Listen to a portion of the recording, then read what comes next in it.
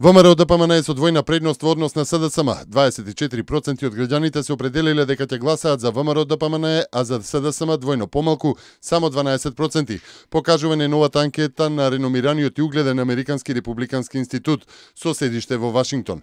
Заев според ИРИ има рейтинг од само 5% наспроти 18% на премиерот Груевски, односно 35% од граѓаните сметаат дека Никола Груевски заслужува реизбор. Скоро тројно повеќе од граѓаните сметаат дека ВМРО-ДПМН работи понапорно да ја добие поддршката од избирачите. 27% сметаат дека ВМРО-ДПМН е поактивна и работи понапорно, наспроти само 10% кои сметаат дека тоа е СДСМ.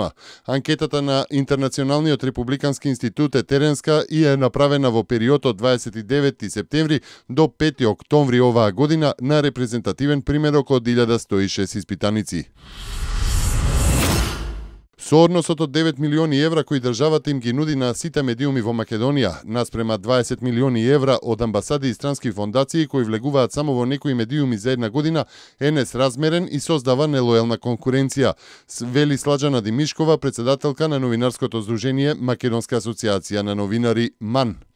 Од тука, како што објави весникот Дневник, предлогот на МАН е дека ако има ограничување на финансирањето на медиумите со буџетски пари, за да нема нелојална конкуренција меѓу медиумите, истото треба да важи и за кампањите финансирани од меѓународни фондации, амбасадите во Македонија и невладините здруженија. Демишкова вели дека тврдењето за несразмерниот однос на буџетските и странски пари што влегуваат во медиумите во Македонија се базира глобалната процена до која дошле за минатата година врз основа на проектите што биле понудени од амбасадите и од странските фондации. Председателот на Европскиот совет Доналд Туск викендов ќе оствари итна посета на Србија, Албанија и на Република Македонија по најавите за затворање на границите на овие земји за економските мигранти. Туск планира в недела наутро да ја посети Албанија и да се сретне со премиерот Еди Рама, а истиот ден околу 13 часот да стигне во Скопје на средби со премиерот Никола Груевски и со председателот Ѓорѓе Иванов.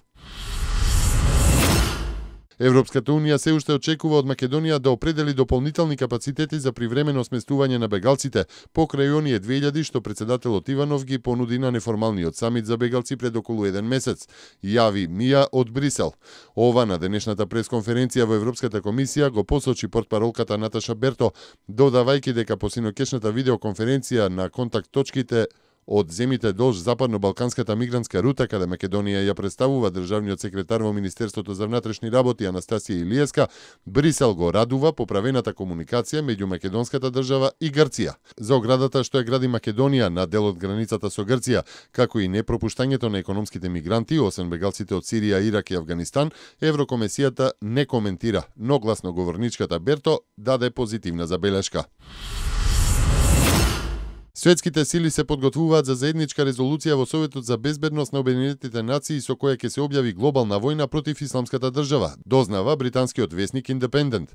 Нападите во Париз, но и уривањето на рускиот патнички авион над Синај на досега поделениот Совет за безбедност на Обединетите нации му дадоа поттик сепак да ја прифати оваа можност. Кина, Франција, Русија, Обединетото кралство и Соединетите американски држави досега беа поделени и неподготвени за соработка, но се чини дека последните напади дадоа поттик за заедничко делување.